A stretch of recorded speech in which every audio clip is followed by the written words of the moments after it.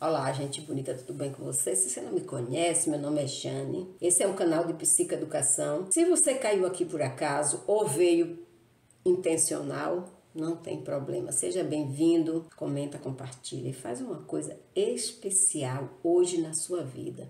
Às vezes você está com dívida com Deus e uma maneira da gente pagar as dívidas que a gente tem com Deus, os pecados que a gente conhece, sabe que é fazer uma caridade. Então se inscreva nesse canal, faça uma caridade. Obrigada. Quem já mora na casa, meu abraço, meu carinho, meu muito obrigada. Eu quero agradecer a todos vocês, dizer a vocês que esse foi o ano mais difícil da minha vida, Quase que a gente se separa para sempre. Mas Deus me deu outra chance. Então a minha missão é educar vocês cada vez mais. Então vamos lá. Ainda estou me recuperando, para quem não sabe, fiz 2 cirurgias no coração, passei por um momento muito difícil, eu achei que eu não ia superar, mas superei. Deus foi lá, me resgatou, Padre Pio, deixa eu ver quem foi mais que teve lá. Aí foi tanta gente importante, Bezerra de Menezes, Padre Pio, Nossa Senhora da Conceição, o que mais? Maria, Mãe de Jesus. Jesus Cristo esteve lá na frente, comandando tudo, né? E a minha fé, a oração de todos vocês, das pessoas que souberam que eu estava no hospital, começaram a mandar energia. Deus colocou um médico maravilhoso, pessoas maravilhosas, enfermeiras maravilhosas, tudo maravilhoso na minha vida. Apesar de estar lá, assim, entre a vida e a morte. Então vamos lá. Nosso tópico de hoje, falando em Deus, abuso espiritual, abuso religioso. Abuso espiritual ou abuso religioso é uma das formas mais prejudicial de coerção psicológica que pode levar anos e anos até que uma pessoa se cure completamente do trauma religioso, do trauma que isso causa. O abuso espiritual acontece em todas as crenças e sistemas religiosos e espirituais que existem. É usado em relacionamento íntimo, relacionamentos entre pais e filhos e estruturas institucionais e organizacionais, igrejas, mesquitas, templos, associações, tudo que envolve religião ou espiritualidade. Acontece abuso para obrigar os seus membros à ação, silêncio, inação ou para manipular ou punir alguém. Punir as vítimas. Por que abuso espiritual é tão destrutivo? Como é que você pode se curar sem abandonar a sua fé? Como é que você pode se separar estando dentro de uma organização dessa sem ser abandonado, julgado e excluído? O abuso espiritual, também chamado de abuso religioso, o abuso espiritual ocorre quando uma pessoa, líder ou organização nega a crença religiosa ou espiritual de um indivíduo ou usa suas crenças para coagir, maltratar, abusar, punir a ação ou a inação do indivíduo. Assim como o abuso emocional ou aberto e outros tipos de tormentos psicológicos, abuso doméstico, o abuso espiritual é devastador para as vítimas, causando profunda confusão, muitas vezes levando a problemas graves, incluindo estresse pós-traumático, complexo do estresse pós-traumático, depressão, ansiedade, suicídio e muitas outras coisas. Existem 2 expressões principais no abuso espiritual. A primeira expressão é tentar controlar as crenças, comportamentos, reações e respostas da vítima. A vítima é totalmente controlada e dominada por meio de crenças espirituais, textos religiosos de qualquer religião ou a bel prazer. Qualquer crença espiritual ou religiosa pode ser usada para exercer poder sobre membros da família e outros que não são da família. A segunda expressão principal espiritual de abuso é quando o agressor busca justificar seu próprio comportamento, dando ouvidos a certas teologias, doutrinas ou textos religiosos. A primeira expressão de abuso espiritual é vista quando seu parceiro de relacionamento o líder espiritual explora a teologia ou as escrituras sagradas para exercer o abuso. Como controlar suas roupas, seu cabelo, seu corte de cabelo, o estilo que você usa no seu cabelo, seu comportamento dentro de casa e fora, seus relacionamentos, abuso financeiro dentro da religião, interfere na criação dos seus filhos, no planejamento familiar, instila medo, vergonha, silêncio, menosprezo e, às vezes, agressão física. Impede que você pratique suas próprias crenças religiosas ou entenda textos bíblicos ou outro tipo de leitura através do seu próprio pensamento, do seu próprio livre-arbítrio. Você é impedida de fazer isso. Você é impedido de ter os seus próprios pensamentos e sua própria interpretação daquilo que você entendeu. Você é proibido de interpretar. Você tem que aceitar a interpretação do seu líder, da sua igreja ou de qualquer outra coisa, ou de qualquer inferno que diz que é religião. Fico estressada com isso, desculpa, eu não posso me estressar porque meu coraçãozinho está cicatrizando. Porque quando a gente fala de demônio, então a gente tem que ter cuidado. Abuso espiritual ou abuso religioso também é forçar uma pessoa a se envolver em práticas ou eventos religiosos nos quais a pessoa não quer participar ou não acredita. Isolar você, fazendo você sentir que não está à altura espiritualmente de frequentar aquele lugar. A segunda expressão principal de abuso espiritual acontece quando eles afirmam que a posição espiritual deles no relacionamento ou na igreja lhe dá autoridade para tomar todas as decisões financeiras, controlar as finanças, privar seus parceiros ou membros de dinheiro para suas necessidades mínimas possíveis para seus filhos. Justificar o abuso verbal ou físico como punição para corrigir problemas de submissão piedosa. Jesus Cristo. Silenciar você quando você expressa desacordo. Defender o abuso infantil, prestem bem atenção, como uma forma de disciplina piedosa. Desculpar a coerção sexual ou a retenção de afeição por motivos religiosos. Que religião é essa, pelo amor de Deus? Culpar demônios como a causa de comportamento abusivo. Prestem bem atenção a isso. Dizer que uma pessoa que está abusando você porque está endemoniada é muita cara de pau, tá? É muita cara de pau. É muita cara de pau. Explorar doutrina de perdão ou misericórdia para fazer o abusador explorar doutrinas de perdão e misericórdia para fazer a pessoa abusada se sentir culpada por esperar mudança ou justificar as desculpas superficiais do seu abusador. Vocês entenderam a gravidade do que eu acabei de falar? Vocês entenderam a gravidade do que eu acabei de falar? Vamos dar uma olhada aqui, vamos dar uma analisada no porquê o abuso espiritual é tão destrutivo para as vítimas, que o problema é profundo, gente. A coisa mais importante da nossa vida é a crença em Deus. E daí, você ser abusada porque você acredita, porque você tem uma fé, alguém se aproveitar de sua fé. Isso é muito cruel, isso é criminoso. Isso deveria ser a primeira lei do homem. Abuso religioso deveria ser uma lei punida sem nenhum tipo de justificativa. Qualquer forma de abuso é destrutiva, mas há algo único sobre o abuso espiritual que pode continuar a prejudicar suas vítimas muito depois que o abuso aconteceu. Então, vou dizer os motivos. A fé espiritual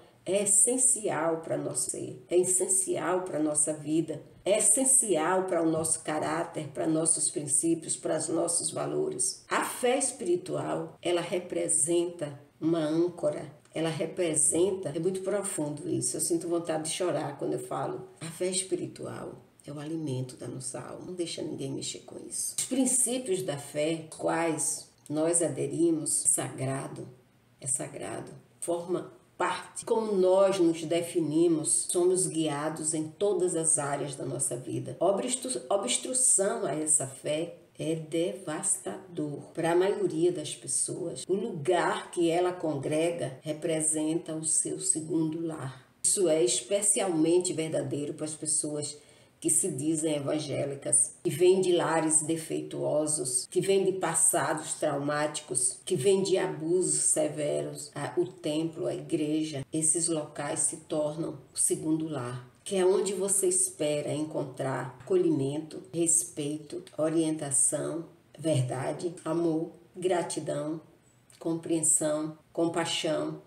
É onde você espera encontrar tudo isso. Mas hoje, a maioria vai para esses locais para ser abusado. Para muitas pessoas, a comunidade espiritual é a única família, principalmente para quem está em outro país, para os imigrantes. A comunidade religiosa, a comunidade espiritual, família, é a sua segunda família, ou a única família que eles sentem que já tiveram. A ameaça e perda real dessa comunidade é um trauma. Torna-se impossível você arriscar falando abertamente sobre religião. Os adeptos da fé são frequentemente chamados a confiar em seus pastores, rabinos, ministros, padres, irmãs, líderes e se submeter à sua autoridade. Porque o membro de uma religião, ele se submete a autoridade dessas pessoas. Os seguidores dão grande importância à verdade das lições que seus líderes espirituais ensinam. Eles abdicam dos seus próprios sentimentos sobre o que é certo em troca das opiniões dos seus líderes espirituais. Quando essa confiança é violada repetidamente, o abusado espiritualmente não consegue confiar por muito tempo depois, especialmente dentro do ambiente religioso. Porque o abuso espiritual é praticado em nome de Deus, que a religião adora. As vítimas podem acreditar que seus líderes religiosos e outros representantes da palavra de Deus literalmente estão entre elas e sua eternidade com Deus. Depois de ser abusado por um líder religioso, seja ele qual for, ou um membro da comunidade religiosa, a vítima duvida que Deus a vê como uma pessoa favorita. Olha como isso é sério. Você duvida de Deus. Mas não foi porque alguém fez você duvidar de Deus. Um abusador espiritual, ele não só está abusando de você, ele abusa de Deus também. Aí sim que é um demônio. Não é possuído pelo demônio, é o próprio demônio.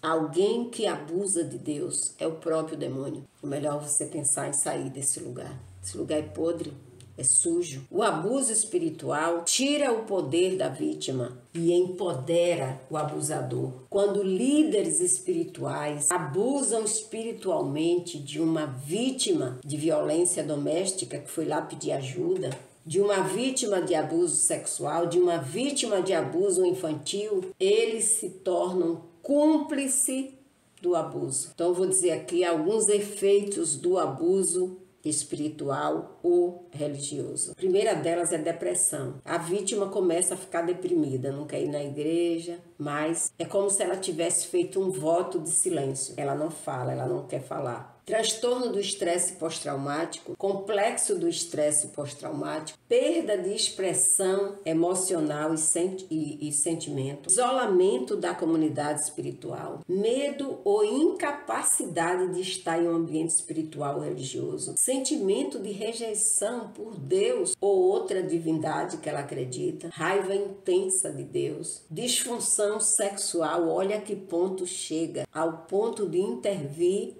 na vida sexual da vítima. Diminuição da autoestima e aumento de autorrejeição. Embora esses efeitos do abuso espiritual sejam semelhantes aos efeitos de outras formas de abuso, abuso espiritual continua sendo uma das formas mais destrutiva a longo prazo para qualquer pessoa que passa por esse tipo de abuso. Os sinais de alerta do abuso espiritual podem ser testemunhados pela vítima ou no indivíduo ou organização espiritualmente abusiva. Os sinais de abuso espirituais. Expressões repentinas de vergonha, depressão e ansiedade, relacionada à religião. Distúrbio do sono e medo intenso, enfáticos de que causaram o abuso por causa das suas ações e por isso eles não atendem às expectativas da posição divina ou aos princípios da sua fé. Crença quase como um mártir de que precisam suportar o abuso espiritual até que sua fé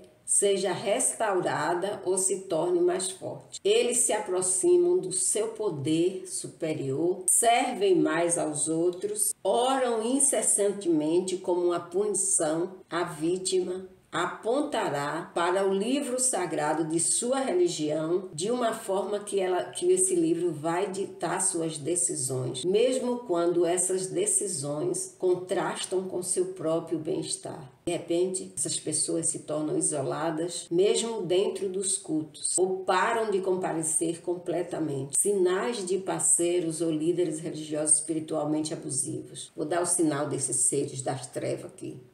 Eles dizem para as vítimas que elas causou um problema por meio da desobediência à autoridade espiritual do líder, mesmo quando as diretrizes ou ultimatos desse líder prejudicam o indivíduo. O agressor força suas próprias crenças espirituais a se encaixarem em um diálogo que apoia ou justifica a dinâmica abusiva no relacionamento dele com a vítima. Eles criticam outras formas de crença. Os líderes religiosos castigam, envergonham, silenciam seus seguidores que questionam ou discordam da organização ou da autoridade espiritual, doutrina religiosa ou práticas de seus líderes. Existem ameaças de consequências espirituais por não se conformar com a determinação religiosa. Esses são sinais claros de abuso religioso que justifica consideração adicional. 2 exemplos de abuso espiritual. O primeiro acontece dentro da igreja. 2 exemplos mais comuns. Um acontece dentro da igreja. O outro acontece nos relacionamentos íntimos, ou seja, em casa. Quando abuso acontece na igreja, esse tipo de abuso ele pode acontecer dentro de uma associação religiosa, organização, instituição ou dentro da própria igreja, ou então baseado na fé. Isso pode acontecer por instigação dos líderes ou dentro da congregação, entre membros de grupos comunitários e de responsabilidade no momento dos estudos bíblicos, relacionamentos espirituais, de discipulados ou aconselhamento pastoral. Aqui estão algumas maneiras comuns. Valorizar o casamento acima do sofrimento da vítima. Muitas igrejas se recusam a considerar o divórcio ou mesmo separação, controlada com o objetivo de reunificar, enquanto ignoram, minimizam e contestam completamente o abuso doméstico ou o abuso entre os parceiros. Eles se recusam a acreditar, reconhecer inteligivelmente o trauma que o agressor é responsável por causar à vítima. A maioria das igrejas ignora esse tipo de trauma. Trauma de abuso, trauma psicológico, trauma emocional, eles ignoram. Violência doméstica física, eles ignoram. A instituição legal de casamento tem precedente acima de qualquer custo, até da própria vida da vítima. No entanto, a melhor chance de criar intimidade saudável no casamento é por meio de relacionamento saudável, né, gente? E a igreja tem a obrigação de proteger a vítima, ao mesmo tempo que ela também tem a obrigação de responsabilizar estritamente o agressor por suas ações prejudiciais e imorais. A responsabilidade pelo abuso nunca é responsabilidade compartilhada entre 2 pessoas. Ela é 100% do agressor. E até que seja resolvida e tratada a vítima, nunca deve ser obrigada a suportar qualquer fardo de responsabilidade que as igrejas dão, que os líderes religiosos dão à vítima. um fardo imenso de responsabilidade pelo que acontece com ela. Se for mulheres, dizem que a mulher tem que edificar o seu lar. E o homem tem que derrubar as paredes do lar? Quer dizer que a mulher tem que edificar para o homem derrubar. Engraçado. Quando falamos de abuso religioso ou abuso espiritual, a vítima é sempre punida. Para resolver um problema de pornografia, abuso sexual ou problemas de casos extraconjugais, com muita frequência, os pastores dizem à esposa para fazer mais sexo com seus esposos para resolver o problema, para que elas aceitem todo tipo de abuso na cama para resolver o problema. Muitos não confrontam, nunca, a maioria das religiões, nunca confrontam o indivíduo masculino. Nunca exigem responsabilidade, nunca impõem respeito e responsabilidade daquele homem àquela mulher. Nunca. A maioria das religiões. Os membros da igreja podem parar de convidar a vítima para eventos ou estudos porque se sentem desconfortáveis ou querem coagir a vítima a voltar ao relacionamento abusivo, terapia de casal ou silenciá-la para proteger a reputação do agressor. A maioria das religiões fazem isso. Eles se recusam a confrontar o agressor, o abusador. Uma das principais razões de abuso religioso e abuso espiritual é isso. As igrejas, elas treinam seus líderes, embora as religiões treinem seus líderes para identificar abuso de uma maneira eficaz, mas normalmente eles falham na hora de confrontar o abusador ou a pessoa que está causando dano à vítima. Eles passam a mão pela cabeça do abusador.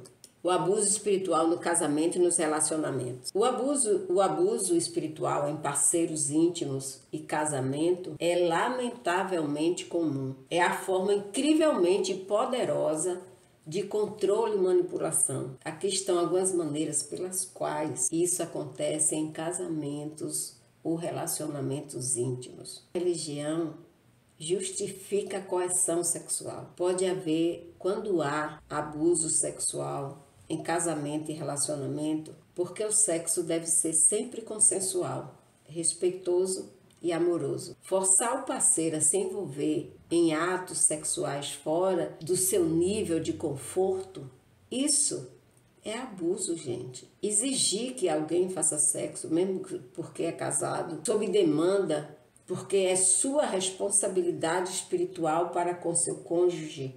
Se você não está se sentindo confortável, deixa de ser responsabilidade espiritual. Pense nisso. A qualquer momento, mas especialmente quando há uma ruptura no relacionamento e não foi abordada e curada, essa pressão é criminosa, é errada. Às vezes, o homem, ele é aconselhado a praticar a retenção ou obstrução do sexo com a esposa, para puni-la. Às vezes, a igreja é cúmplice para sancionar abuso físico ou infantil. Usar as escrituras ou outra doutrina religiosa para justificar a punição ou abuso físico como um meio de correção ou condicionamento divino é outra forma comum de abuso religioso e abuso espiritual.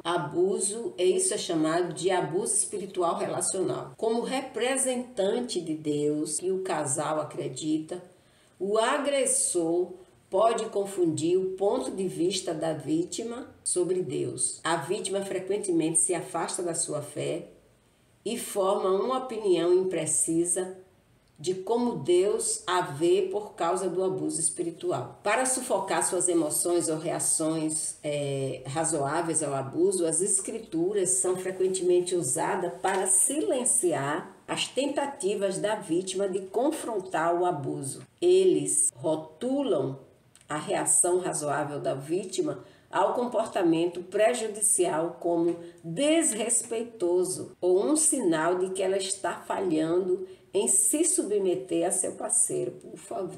Por favor, isso é dizer assim, é assim. As religiões praticam abuso espiritual em várias formas de abuso financeiro. Uso de papéis espirituais como texto e interpretações de chefe de família, provedor, líder espiritual. Eles usam esses termos para intimidar a vítima. Chefe de família, está lá na Bíblia. Provedor, está lá na Bíblia. Líder espiritual, está lá na Bíblia. Então eles pegam esses termos para praticar abuso com as pessoas, principalmente com as mulheres e crianças, para obrigar as pessoas a trabalharem de graça para eles, ou se abster de trabalhar para servir a religião, controlar as finanças, impedir o acesso às finanças, impor isolamento ou prejudicar o bem-estar da vítima, do bem-estar físico, pessoal, mental. Isso também acontece quando alguém usa sua posição espiritual para justificar todas as ações financeiras prejudiciais que eles praticam com as vítimas. Outro tipo de abuso espiritual: invadir a privacidade da vítima, exigir acesso a e-mails. Você sabia que tem religião que exige acesso a seus e-mails, às suas redes sociais, telefones, contatos de mídia social, diários ou qualquer coisa que a vítima considere privada? Comigo não funciona. Nunca funcionou. A minha vida privada é minha. O nome já está dizendo. Privado é aquele que só dá abertura para quem você quer. Eles fazem isso. Eles fazem essa devastação na vida do membro da religião ou da pessoa com base de que é inapropriado para uma esposa ou marido piedoso manter qualquer coisa privada do seu cônjuge. Todos precisam de espaço pessoal, todo mundo precisa de espaço pessoal ou um lugar para desabafar ou comunicar suas mágoas, seus sentimentos, ou simplesmente para ter conversas privadas consigo mesmo. Mas na religião não, você não pode ter. Sua vida privada não existe. Tem que ser o pastor, o líder religioso, o bispo, o ministro, o rabino, o padre, seja quem for, tem que ter acesso a tudo isso. E outra coisa, eles querem saber quais são as conversas privadas que você tem com amigos, familiares, colegas, vizinhos,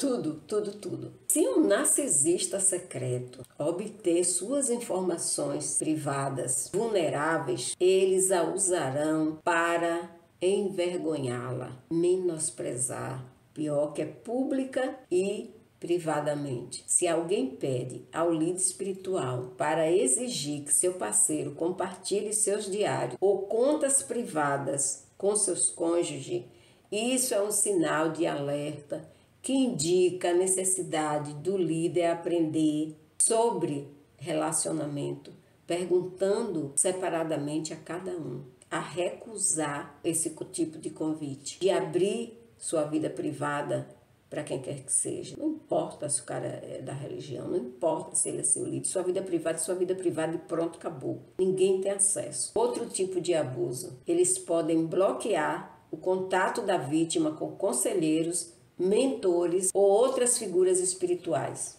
Muitas pessoas, incluindo os próprios líderes religiosos, desaprovam ajuda fora da igreja. Ou seja, você não pode ir a um psiquiatra, você não pode ir a um religioso, ou você não pode ir a um psicólogo, você não pode ir a um terapeuta, você não pode se relacionar com pessoa de outra religião. O negócio se chama, o nome disso sabe o que é? Abuso. Isso é abuso. Então, para líder religioso narcisista abusivo, a oração é a única fonte de terapia que você tem. E eles dizem que as outras não são da bênção de Deus. Em relacionamento abusivo, os abusadores narcisistas, eles usam essa primícia, seus líderes religiosos da sua religião, para impedir que a vítima faça terapia e que os filhos também façam terapia, para que eles não possam contar o que está acontecendo a seus terapeutas. Tudo isso para proteger o agressor,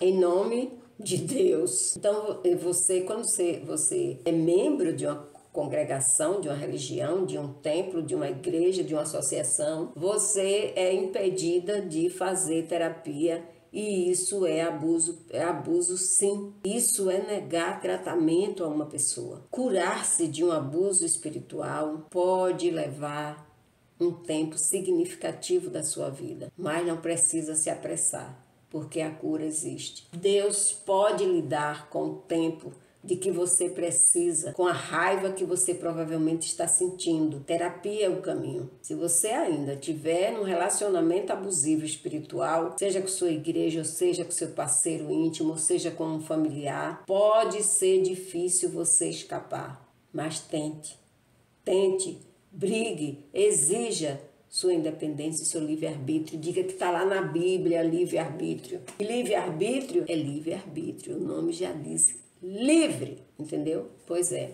Você pode consultar um mentor espiritual, um conselheiro, que hospede sessões online. Muitas vezes pode encontrar terapia gratuita ou de baixo custo que você possa pagar. Se possível, seria útil consultar um conselheiro que compartilhe da sua mesma fé ou que seja alguém da justiça, mas que não traga fé para sessões de aconselhamento, porque você está tratando de um trauma religioso, de um trauma espiritual. Então, durante a terapia, não se pode levar isso para a sessão, a menos que você permita, a menos que você queira. Se você ainda estiver morando com o seu agressor, se o líder da igreja for seu marido, ou se seu marido abusa de você em nome de Deus, e você ainda estiver morando com seu agressor, considere sim uma separação. Deus não vai castigar você por causa disso. Você precisa de tempo para se curar e você não vai se curar vivendo com um abusador ou uma abusadora.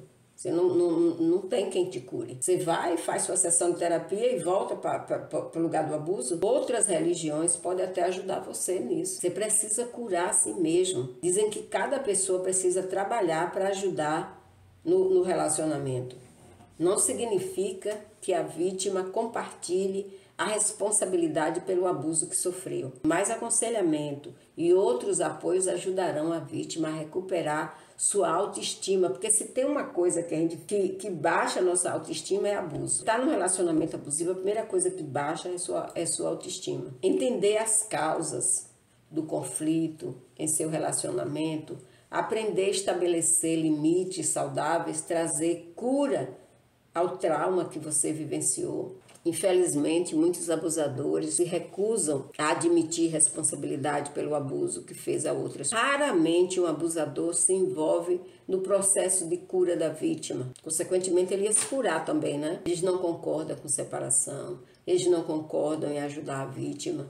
Mesmo que eles concordem com uma separação controlada, você pode precisar se separar temporariamente, fisicamente, para proteger a si mesmo e a seu bem-estar. Você tomar uma decisão definitiva. Se você decidir para se curar, ficar longe do seu abusador, tá tudo bem. Faça isso. Faça yoga, faça meditação, converse você com Deus. Deus é acessível a qualquer pessoa. Você não precisa de ninguém para estar falando por você e para Deus. Você pode falar com Deus. Os seus líderes religiosos, eles estão aí para nos ajudar e nos orientar. Mas acesso a Deus todas as pessoas têm. Se você não consegue meditar, ouvindo as escrituras que você se traumatizou por causa da religião, por causa da sua fé, tudo bem também. Às vezes a pessoa fica tão traumatizada que não quer ouvir falar em Bíblia, que não quer ouvir cânticos religiosos. Eu cuidei de uma moça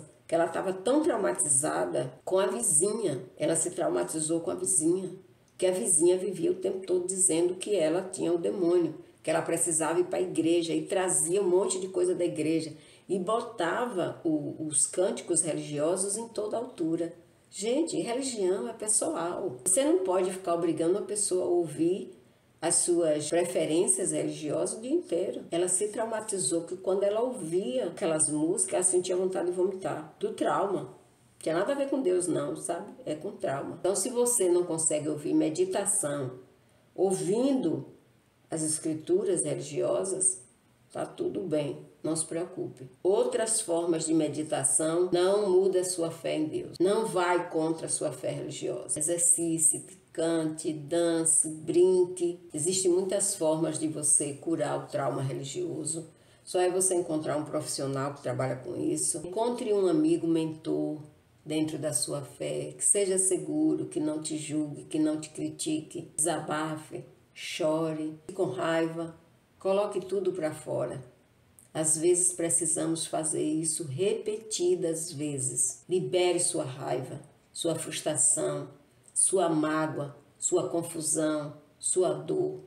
E partes importantes dessa jornada de cura requer sabedoria. Lembre que quem fez isso com você foram os humanos e não Deus. Deus é espiritual. Por isso que chama fé espiritual. Se você sofreu perda da sua comunidade religiosa, considere um grupo de apoio de violência doméstica ou abuso espiritual, onde você encontrará outras pessoas que sofreram essa mesma forma de abuso. E muitas que encontraram cura, encontraram outro caminho, que estabeleceram sua conexão com Deus. Você não precisa voltar para uma igreja onde você foi abusado, ou seu próprio grupo religioso. Eles vão ficar mandando texto imediatamente para você.